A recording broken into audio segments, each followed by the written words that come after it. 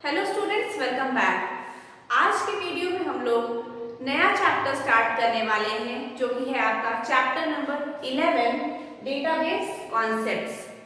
आपको जो 5 यूनिट पढ़ने हैं कंप्यूटर साइंस में, उसमें जो थर्ड यूनिट है आपका, जो यूनिट 3 है, वो आपका है database management system, database management system and SQL. ये आपका यूनिट 3 है। इस यूनिट से आपको 8 मार्क्स के क्वेश्चन पूछे जाते हैं एग्जाम में। थ्योरी की बात कर रहे हैं, ठीक है। आपको 8 मार्क्स क्वेश्चन एग्जाम में आएंगे database management systems and SQL से, जो कि आपका यूनिट नंबर 3 है, ठीक है। ये यूनिट 3 है, तो हम लोग सबसे पहले इस यूनिट में 2 चैप्टर आपको पढ़ने हैं। एक आपका है चैप्टर नंबर 11, चैप्टर 11 जो कि आपका क्या है, डेटाबेस कॉन्सेप्ट्स, ठीक है। और दूसरा आपका है चैप्टर 12 जिसमें हम लोग एसक्यूएल के बारे में पढ़ेंगे, ठीक है। तो इस यूनिट 3 में हम लोग 2 चैप्टर को देखेंगे। एक आपका है chapter number 11 that is database concepts, और जो आपका चैप्टर नंबर 12 है दैट इज एसक्यूएल, ठीक है। तो आज के लेक्चर में हम लोग यहाँ पे चैप्टर नंबर 11 स्टार्ट करने वाले हैं, जो कि आपका क्या है, डेटाबेस कॉन्सेप्ट्स, ठीक है। तो डेटाबेस कॉन्सेप्ट की बात हो रही है, तो यहाँ पे डेटाबेस क्या है इसके बारे में हम लोग यहाँ पे देखेंगे। डेटाबेस का क्या नीड है, क्या एडवांटेज है, क्या ड्रॉबैक्स है, ये सभी कुछ हम लोग इस चैप्टर में देखने वाले हैं। तो सबसे पहले यहाँ पे डेटाबेस कॉन्सेप्ट स्टार्ट करने के पहले कि डेटाबेस क्या है, हम लोग सबसे पहले यहाँ पे देखते हैं एक वर्ड जो कि यहाँ पे आ रहा है, डेटा। सबसे पहले हम जानेंगे कि डेटा हमारा क्या होता है। तो डेटा हम लोग पहले ही पढ़ चुके हैं डेटा के बारे में कि डेटा क्या होता है। तो यहाँ पे डेटा का मतलब क्या है इसको हम लोग देख समझते हैं। डेटाबेस में डेटा का क्या मतलब है। तो डेटा का मतलब ये होता है रॉ फैक्ट्स एंड फिगर्स को हम क्या बोलते हैं, डेटा बोलते हैं। तो हम यहाँ पे लिखते हैं, अगर हम डेटा को डिफाइन करेंगे तो डेटा क्या है, data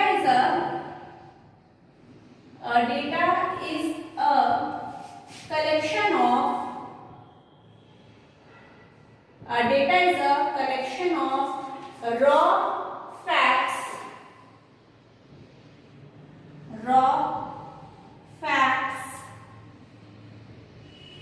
and figures. Data is a collection of raw facts and figures such as numbers, text, audio,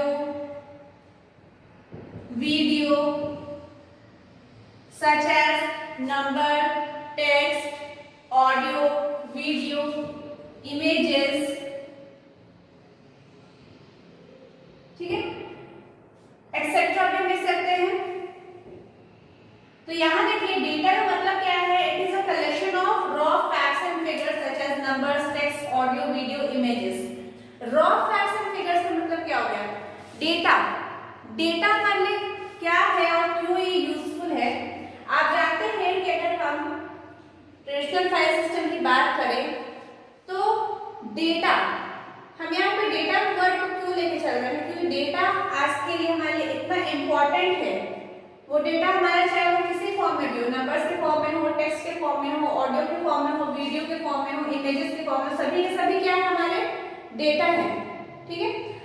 अब अगर मान लीजिए हम बात करें कि कुछ डेटा है हमारे पास, जैसे मान लीजिए कुछ स्टूडेंट का डेटा है, तो स्टूडेंट का क्या क्या डेटा हो सकता है, स्टूडेंट का नेम हो सकता है, स्टूडेंट का आईडी हो सकता है, स्टूडेंट का रोल नंबर हो सकता है, स्टूडेंट का क्लास हो सकता है, स्टूडेंट का एड्रेस हो सकता है, स्टूडेंट का फोन नंबर हो सकता है। ये सभी क्या है, स्टूडेंट का डेटा हो गया, ठीक है।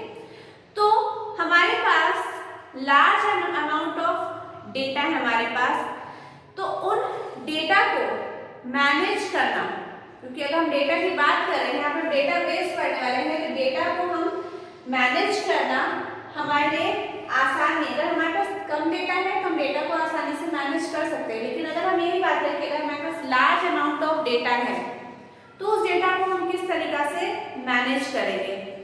तो डेटा को हम जहाँ पे स्टोर करके रखते हैं वो हमारा क्या कहलाता है, डेटाबेस कहलाता है। और डेटा क्या हो गया, it is a raw facts and figures, ठीक है। जब हम इस डेटा को प्रोसेस करते हैं तब वो हमारा कोई यूजफुल इंफॉर्मेशन बनके हमको आता है, ठीक है। अब अगर मान लीजिए हम बात करें डेटा हमारा कहाँ यूज हो रहा है, तो डेटा आपका हर जगह पे यूज हो रहा है। अगर हम बात करें कि अगर मान लीजिए कोई टेलीकॉम कंपनी है, उसके पास भी ह्यूज अमाउंट ऑफ डेटा है। अगर हम बात करें कोई बैंकिंग सिस्टम है तो उसके पास भी ह्यूज अमाउंट ऑफ डेटा है, उसको मैनेज करना है। तो हर एक चीज हम कह सकते हैं कि जितने living and non living objects हैं या एंटिटीज हैं, सभी के सभी हमारे क्या है, डेटा है। तो इन डेटा को मैनेज करना सही तरीका से, किस तरीका से हम डेटा को मैनेज करेंगे, किस तरीका से हम डेटा को स्टोर करेंगे, तो इसीलिए हम यहाँ पे क्या पढ़ने वाले हैं, डेटाबेस कॉन्सेप्ट। कि डेटाबेस क्या होता है, डेटाबेस को हम किस तरीका से मैनेज करेंगे, ये सभी कुछ हम यहाँ पे देखने वाले हैं। तो डेटा तो क्या हो गया, एक रॉ फैक्ट्स एंड फिगर्स हो गया। चाहे वो हमारा कोई नंबर हो वो भी एक डेटा कहलाएगा, टेक्स्ट है वो भी एक डेटा कहलाएगा, कोई ऑडियो है वो भी एक डेटा कहलाएगा, वीडियो है वो भी एक डेटा कहलाएगा, कोई इमेजेस है वो भी एक डेटा कहलाएगा, स्टूडेंट है, स्टूडेंट का पूरा इंफॉर्मेशन है वो भी एक डेटा है, अगर कोई एम्प्लॉय है, एम्प्लॉय का पूरा इंफॉर्मेशन है वो भी एक डेटा है। मतलब every living and non living objects और एंटिटीज, उन सभी को हम क्या बोल रहे हैं, यहाँ पे डेटा बोल रहे हैं, ठीक है। अब यहाँ पे डेटा तो हो गया, अब आता है वर्ड कि डेटाबेस क्या होता है, क्योंकि आपका चैप्टर में नाम ही क्या है, डेटाबेस कॉन्सेप्ट्स। डेटा तो समझ में आ गया कि जितने भी रॉ फैक्ट्स एंड फिगर्स होते हैं वो सभी को हम क्या बोलते हैं, डेटा बोलते हैं।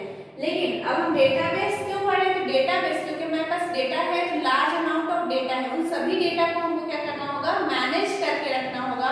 तो इसी वजह से हम लोग डेटा को कहाँ पे स्टोर करेंगे, किस तरीका से स्टोर करेंगे, तो इसीलिए हमने यहाँ पे क्या पढ़े हैं, डेटाबेस। तो देखते हैं नेक्स्ट टर्म आपको क्या है, ये तो आपको क्या डेटा क्या होता है।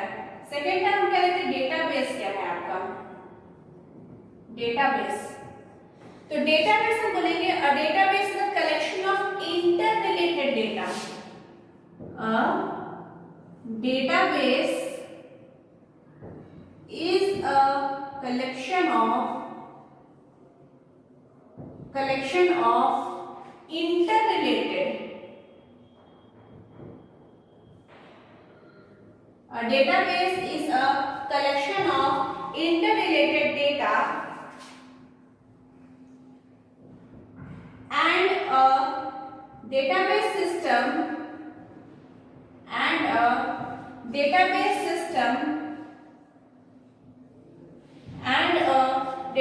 system is basically a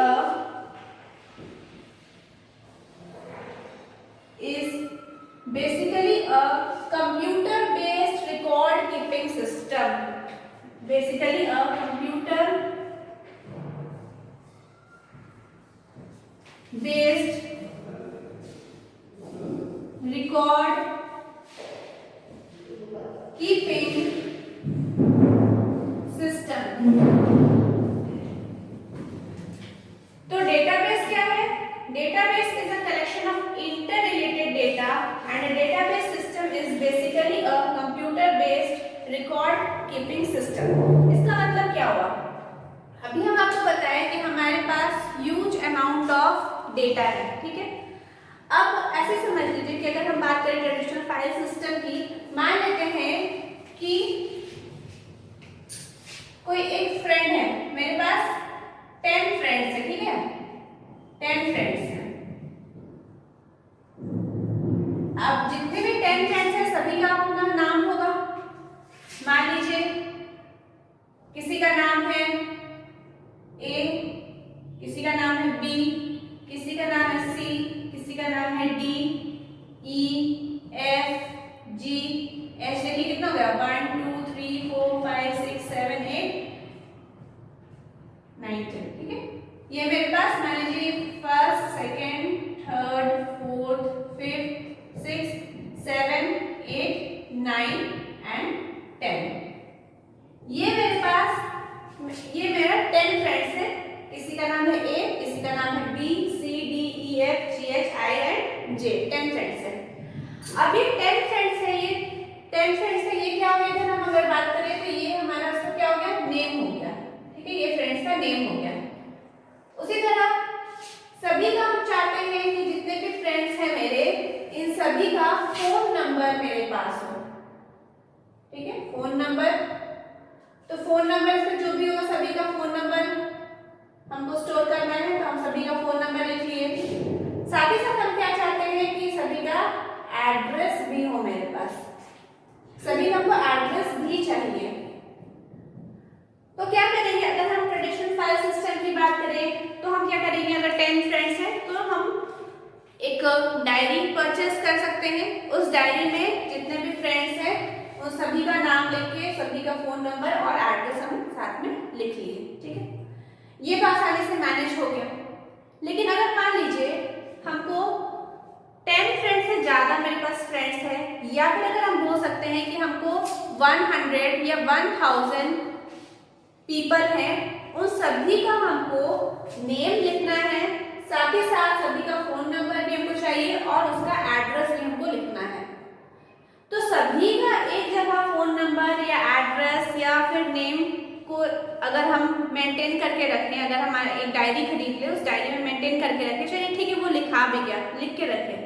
लेकिन क्या ये 1000 नेम्स, फोन एंड एड्रेस को सही तरीका से मेंटेन करना क्या हमारे लिए पॉसिबल है? मान लीजिए अगर हमको किसी एक पर्टिकुलर पर्सन का एड्रेस या फोन नंबर फाइंड आउट करना होगा, वो 1000 हमारे पास क्या है, नेम्स है हमारे पास, फोन नंबर है एंड सभी के एड्रेस हैं। किसी एक पर्टिकुलर का अगर हमको बोला गया कि वहां से मान लीजिए एफ का हमको इंफॉर्मेशन निकाल के दीजिए, फोन नंबर और एड्रेस भी, तो क्या ये सभी इंफॉर्मेशन या इसका इंफॉर्मेशन एक बार में हमारे लिए आसान होगा निकालना? और ऐसा भी हो सकता है कि यहाँ पे जो हम डेटा रखे, ये भी तो हमारे पास क्या है, लेकिन डेटा है। तो ये जो डेटा हम यहाँ पे रखे हैं, तो क्या ये डेटा हो सकता है कि कहीं पे रिपीटेड डेटा भी हो? तो हम कहना ये चाह रहे हैं कि अगर हमारे पास लार्ज अमाउंट ऑफ डेटा है तो सभी डेटा को प्रॉपर वे में मैनेज करना, अगर हम फाइल सिस्टम की बात करें तो हमारा वो आसान नहीं होगा। हम ये काम पहले चलिए मान लीजिए वर्ड में कर लिए या फिर हम नोटपैड में भी कर लिए, तो भी वहां पे उस डेटा में हमको क्या करना, मैनुअली वहां पे सर्च करना पड़ेगा। यहाँ पे भी अगर हम बात कर रहे हैं तो यहाँ पे क्या करना है, हमको मैनुअली सर्च करना है। ऐसा भी हो सकता है कि मान लीजिए किसी का नाम हमको रिमूव करना है, अगर हम यहाँ पे डायरी में लिखें किसी का नाम रिमूव करना है तो क्या करना है, मैनुअली हमको वहाँ पे क्या करना पड़ेगा, सर्च करना पड़ेगा, तभी हम उसका नाम को रिमूव कर सकते हैं। या फिर अगर मान लीजिए कि किसी एक फ्रेंड का हमको कुछ इंफॉर्मेशन को सेंड करना है, मान लीजिए एक मेरे पास है, एक का इंफॉर्मेशन मतलब फोन नंबर हमको जी को भेजना है और हमको उसका एड्रेस नहीं भेजना है, तो हमको क्या करना पड़ेगा, एक अलग सेपरेट कॉपी तैयार करना पड़ेगा जिसमें हमको इसका इंफॉर्मेशन लिखना पड़ेगा और उसके बाद हमको जी को हम भेजेंगे। मान लीजिए किसी और का हमको सिर्फ एड्रेस भेजना है और बाकी डिटेल नहीं भेजना है, तो हमको फिर से सेपरेट कॉपी को मेंटेन करना पड़ेगा। तो कहने का मतलब कि हमारे पास डिफरेंट कॉपीज भी वहां पे क्या हो जा रहे हैं, तैयार हो रहे हैं। तो डेटाबेस हम कह सकते हैं कि इंटर रिलेटेड यहाँ पे वर्ड यूज हो रहा है कि database is a collection of inter related data and a database system is basically computer based record keeping system. तो ये जो काम हमारा हम मैनुअली कर रहे हैं तो टाइम भी बहुत ज्यादा लग रहा है, डेटा कम हो सकती है, डुप्लीकेसी भी बहुत ज्यादा हो रहा है और वहां पे डेटा हमारा सिक्योर भी नहीं है। तो इसीलिए हमारे पास क्या है, एक computer based record keeping system है जो कि इसको हम लोग क्या बोलते हैं, डेटा बेस बोलते हैं। अभी डेटा हम क्या कर रहे हैं, हम अपने डेटा बेस में, क्योंकि आजकल हम लोग जो क्लाइंट सर्वर आर्किटेक्चर का यूज कर रहे हैं, तो क्या है हमारे पास बीच में एक सर्वर है, यहाँ पे क्या है डेटा है हमारा, और यहाँ पे मल्टीपल क्लाइंट है। सभी डेटा यहाँ पे सर्वर में हमारा स्टोर है, यहाँ पे इस डेटाबेस में स्टोर है। तो कहीं से भी हम किसी भी डेटा को आसानी से एक्सेस कर सकते हैं, जो डेटा को हम एक्सेस करना चाहेंगे। तो डेटाबेस क्या हो गया, collection of inter related data. Inter related data का मतलब क्या हो गया, जैसे मान लेते हैं यहाँ पे एक जैसा डेटा जिसका आपस में कुछ रिलेशनशिप हो। ऐसा नहीं कि कुछ भी हम डेटा को एक जगह कलेक्ट कर दिया और वो हमारा डेटाबेस हो गया, नहीं। इंटर रिलेटेड एक जैसा डेटा, मान लेते हैं कि हमारे पास एक ये स्टूडेंट का डेटा है। अब स्टूडेंट का क्या हो सकता है, स्टूडेंट का आईडी हो सकता है, स्टूडेंट का नेम हो सकता है, एड्रेस हो सकता है, फोन नंबर हो सकता है, ठीक है, और भी बहुत सारा कुछ हो सकता है। उसी तरह का मान लेते हैं कि यहाँ पे फैकल्टी है, तो फैकल्टी का आईडी हो सकता है, फैकल्टी का नेम हो सकता है, फैकल्टी का फोन नंबर हो सकता है, फैकल्टी का एड्रेस हो सकता है, ठीक है। तो यहाँ पे देखिए ये स्टूडेंट, यहाँ पे सभी डेटा एक दूसरे से इंटर रिलेटेड है। उसी तरह ये फैकल्टी है, फैकल्टी के डेटा भी एक दूसरे से क्या है, इंटर रिलेटेड है। और यहाँ पे स्टूडेंट और फैकल्टी भी एक दूसरे से इंटर रिलेटेड है। इंटर रिलेटेड है कैसे, स्टूडेंट फैकल्टी से पढ़ेगा, एकदम टीचर की बात करें या फैकल्टी जो भी है, स्टूडेंट फैकल्टी से पढ़ेगा और फैकल्टी जो है वो स्टूडेंट को पढ़ाएगा। तो दोनों डेटा भी क्या है, आपस में क्या है, इंटर रिलेटेड है। तो इसीलिए यहाँ पर क्या बोले कि एक जैसा, मतलब ऐसा नहीं कि कुछ भी डेटा को एक जगह हम कलेक्ट कर दिए वो हमारा कहलाएगा डेटाबेस, नहीं। तो database is a collection of inter related data. जैसे मान लीजिए स्टूडेंट है, डेटाबेस है, तो स्टूडेंट का जो इन्फॉर्मेशन है वो यहाँ पे है। ऐसा नहीं कि यहाँ पे स्टूडेंट का भी इन्फॉर्मेशन हम मिला दिए हैं, फैकल्टी का भी इन्फॉर्मेशन आपका मिल गया है, कोई पर्टिकुलर एम्प्लॉय है उसका भी इन्फॉर्मेशन मिल गया, नहीं, मिक्सअप नहीं है। यहाँ पे सिर्फ स्टूडेंट का डेटा है और यहाँ पे सिर्फ देखिए एक डेटाबेस मान लीजिए ये है, इसमें फैकल्टी का डेटा है। तो ये एक पूरा कलेक्शन ऑफ डेटा हो गया, इंटर रिलेटेड डेटा। उसी तरह फैकल्टी एक collection of inter related data हो गया, और स्टूडेंट और फैकल्टी भी आपस में क्या है, एक दूसरे से हम बोल सकते हैं इंटर रिलेटेड है, ठीक है। तो इसीलिए यहाँ पे डेटा का क्या, collection of inter related data and a database system is basically a computer based record keeping system. तो हम क्या कर रहे हैं, डेटाबेस जो बना रहे हैं, तो यहाँ पे क्या कर रहे हैं हम लोग, कंप्यूटर में computer based record keeping system. हम लोग क्या कर रहे हैं, डेटा को एक जगह डेटाबेस में स्टोर करके रखें अपने कंप्यूटर में, ताकि हम कहीं से भी उस डेटा को एक्सेस कर सके। तो यही आपका क्या होता है, डेटा बेस होता है, ठीक है। तो डेटा क्या होता है और डेटाबेस क्या होता है, इसका आपको समझ में आया।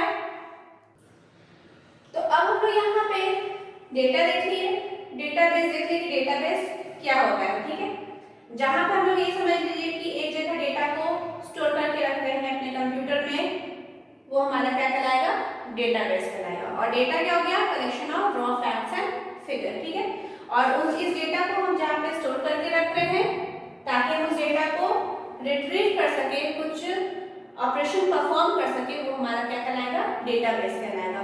अब यहाँ पे आपको देखिए हम क्या बताए थे कि हमारा ये चैप्टर जो ये यूनिट है, नाम क्या है, database management system.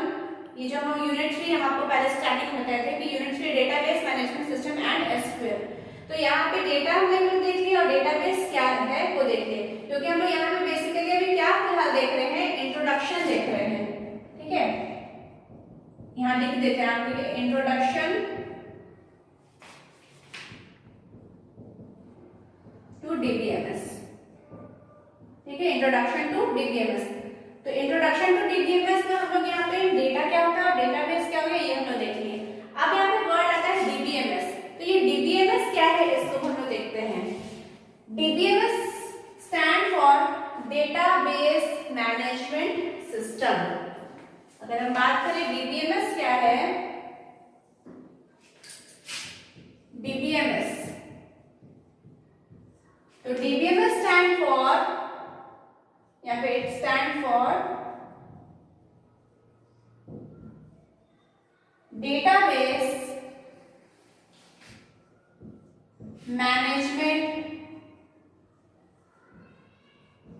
Database management system. DBMS को हम लोग क्या बोलते हैं? Database management system. अब यहाँ पे आपको देखिए नाम से समझ में आ रहा हो कि यहाँ पे डेटाबेस भी है और मैनेजमेंट सिस्टम भी है। तो हम कह सकते हैं कि ये कैसे, इसको हम अगर लिखें तो यहाँ पे क्या है, डीबीएमएस क्या हो गया? डेटाबेस प्लस मैनेजमेंट सिस्टम, ये दोनों मिलकर हमारा क्या बना है? डेटाबेस मैनेजमेंट सिस्टम बना। ठीक है, अब यहाँ पे डेटाबेस मैनेजमेंट सिस्टम का क्या काम है? तो हम बोल सकते हैं कि a database management system is a complex software. हम इसको पहले आपका लिख देते हैं कि ये क्या है। तो database management system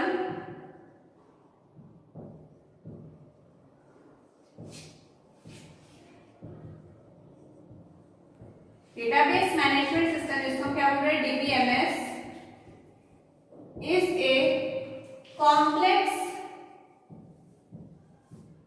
software. Database management system is a complex software performing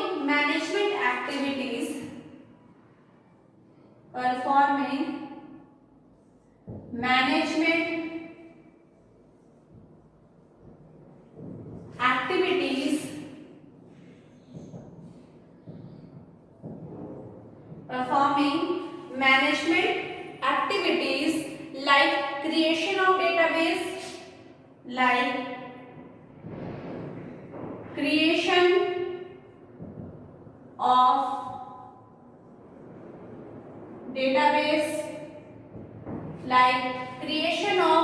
database, insertion of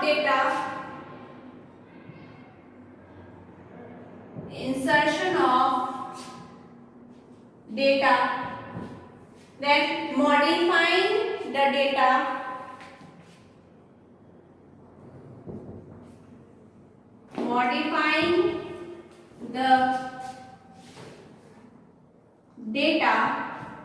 removing the data,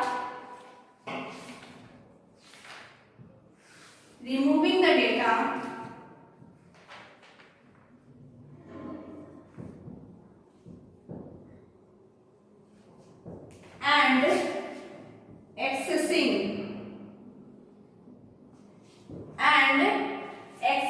the data, या फिर accessing data। ठीक है, तो डीबीएमएस का फुल फॉर्म क्या होता है? Database management system. आपको नाम से समझ में आ रहा है कि जो डेटाबेस को मैनेज करने का काम कर रहा है उसी को हम क्या बोल रहे हैं? डीबीएमएस बोल रहे हैं। अगर हम बात करें हमारा फाइल सिस्टम में, तो वहां पे क्या होता है कि यूजर जो है वो डायरेक्टली इंटरेक्शन कर रहा था आपके फाइल सिस्टम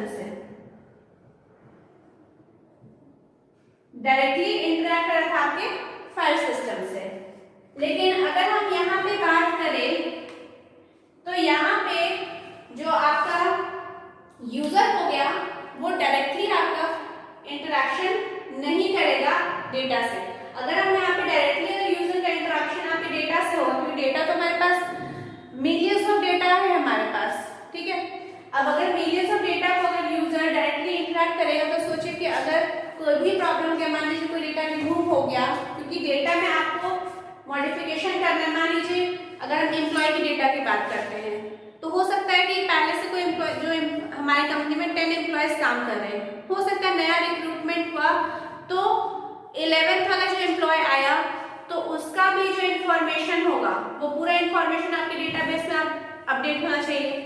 अगर हम बात करें कि कोई एम्प्लॉय ऑफिस आपका छोड़ के चला गया, मान लीजिए रिटायर हो गया या फिर किसी दूसरी जगह पर उसको जॉब मिल गया, तो वो ऑफिस वहां से छोड़ के चला जाएगा।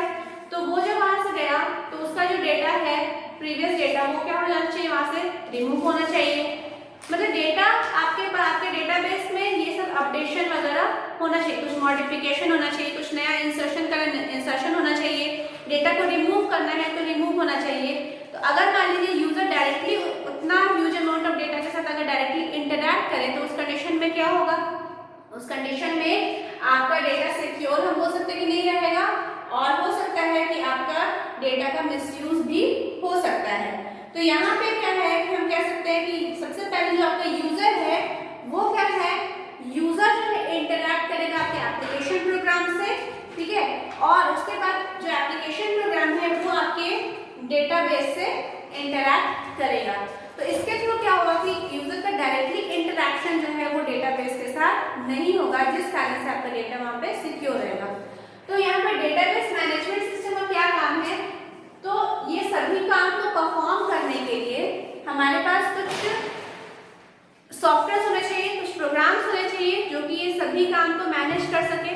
तो डीबीएमएस क्या है, एक सॉफ्टवेयर प्रोग्राम है, ठीक है। DBMS database management system is a complex software performing management activities, जो कि मैनेजमेंट एक्टिविटीज को क्या कर रहा है, परफॉर्म कर रहा है। जैसे क्रिएशन ऑफ डेटाबेस, डेटाबेस को बनाने का काम, इंसर्शन ऑफ डेटा, डेटा को इंसर्शन करना है। अभी जस्ट आपको एग्जांपल ली, कुछ नया डेटा को इंसर्ट करना है तो आपका वहां पे क्या होना चाहिए, अपडेशन होना चाहिए, इंसर्शन होना चाहिए।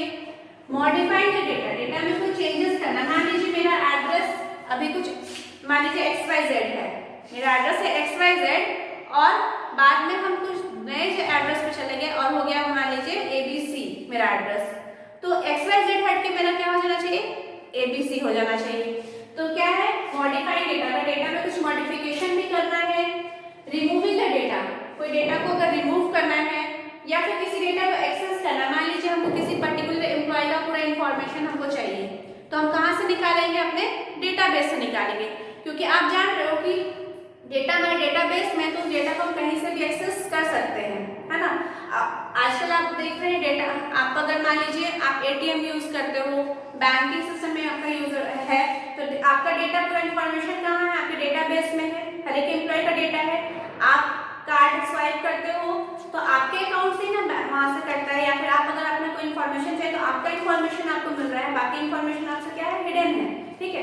तो क्या हो रहा है कि अगर हम कहीं से भी किसी भी डेटा को एक्सेस करना चाहें तो हर एक कंपनी है, जितनी बड़ी बड़ी कंपनी वो अपने डेटाबेस को मेंटेन करके रखते हैं। मान लीजिए रिलायंस है, रिलायंस का अपना खुद का डेटाबेस है जिसमें जितने भी उसके पास एम्प्लॉय वर्क कर रहे हैं उन सभी का इंफॉर्मेशन उसके पास है ना।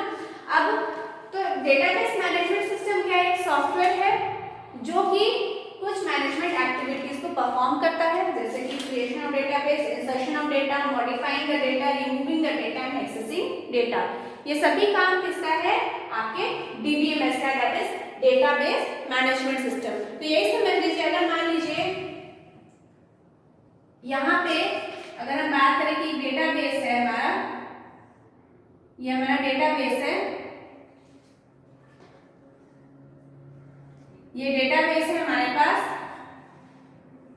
तो पूरा ये क्या है, ये डीबीएमएस है जो कि मैनेजमेंट एक्टिविटीज को परफॉर्म कर रहा है, ठीक है। अब इस डेटाबेस को एक्सेस करना है तो अगर मान लीजिए ये क्या है, एक एंड यूजर है, एंड यूजर जो डेटाबेस को यूज करने वाले यूजर है उसको हम लोग क्या बोलते हैं, एंड यूजर। और बीच में हमारा क्या है, एप्लीकेशन प्रोग्राम, और ये किससे है, यहाँ पे आपका क्या है, एप्लीकेशन प्रोग्राम, एप्लीकेशन प्रोग्राम। और एप्लीकेशन प्रोग्राम के थ्रू हम लोग क्या कर रहे हैं, इस डेटाबेस को क्या, ये डेटाबेस को एंड यूजर एक्सेस कर रहा है, ठीक है। तो अगर मान लीजिए कोई, अगर हम बात कर रहे हैं कि जैक का जितना भी स्टूडेंट है उन सभी का इंफॉर्मेशन इस डेटाबेस में, जैक स्टूडेंट का इंफॉर्मेशन इस डेटाबेस में है, ठीक है। एंड यूजर कौन हो गया, अब स्टूडेंट हो गए। अब एक स्टूडेंट को अपना रिजल्ट जानना है, ठीक है, हर एक स्टूडेंट को अपना रिजल्ट जानना है, तो हर एक जितने भी स्टूडेंट हैं वो सभी क्या कहलाएंगे, आपके एंड यूजर कहलाएंगे। और यहाँ पे एप्लीकेशन प्रोग्राम में तो जैक का अपना कोई ऑफिशियल वेबसाइट होगा, ठीक है, तो वो किसको एक्सेस करेंगे, जैक के ऑफिशियल वेबसाइट आपका एप्लीकेशन प्रोग्राम हो गया, ठीक है। तो स्टूडेंट क्या हो गए, एंड यूजर हो गए, जिनको अपना रिजल्ट जानना है। तो रिजल्ट जितने भी स्टूडेंट हैं, तो जैक का अपना एक डेटाबेस होगा जिसमें हर एक जैक के स्टूडेंट जो होंगे, मान लीजिए 12th के स्टूडेंट हैं, उन सभी का मान लीजिए 2020 के जितने भी 12th के स्टूडेंट हैं उसका एक अलग डेटाबेस बना हुआ है जिसमें सिर्फ जैक स्टूडेंट का डेटा रखा हुआ है, ठीक है। अब स्टूडेंट को घर बैठे बैठे ही मान लीजिए अपना रिजल्ट जानना है कि उसका रिजल्ट क्या हुआ। सभी का इंफॉर्मेशन कहाँ स्टोर है, डेटाबेस में स्टोर है। तो क्या स्टूडेंट डायरेक्टली डेटाबेस से डेटा को एक्सेस कर रहा है? नहीं, क्योंकि आप कोई भी डेटा को सर्च करते हो तो आपको वो कहाँ से आ रहा है आपको ये नहीं पता है, वो कौन सा डेटा। आप गूगल में सर्च करते हो तो वो डेटा को कहाँ से मिल रहा है आपको नहीं पता है ना। तो उस कंडीशन में तो इंफॉर्मेशन कहाँ से स्टूडेंट को, तो स्टूडेंट क्या है, एक एंड यूजर हो गया जिसको रिजल्ट जानना है, वो एप्लीकेशन प्रोग्राम से इंटरेक्शन उसका होगा। तो जैक का ऑफिशियल वेबसाइट है उस पर वो जाएगा और उस ऑफिशियल वेबसाइट के थ्रू आप ये किससे एक्सेस करेगा, डेटाबेस से। तो जितना भी इंफॉर्मेशन होगा, मान लीजिए मेरा जो रिजल्ट है, हम अपना रोल नंबर टाइप किए तो उसके थ्रू हमको क्या हुआ, अपना रिजल्ट पता चल गया, ठीक है। तो ये आपका हो गया पूरा इंट्रोडक्शन हो गया कि डेटा क्या होता है, डेटाबेस मैनेजमेंट सिस्टम क्या होता है, डेटाबेस आपका क्या होता है, ठीक है। ये इंट्रोडक्शन आपका डेटाबेस का हो गया। तो नेक्स्ट की वीडियो में हम लोग कुछ और नया चीज सीखेंगे इस चैप्टर में। तो आज के लिए इतना ही, थैंक यू।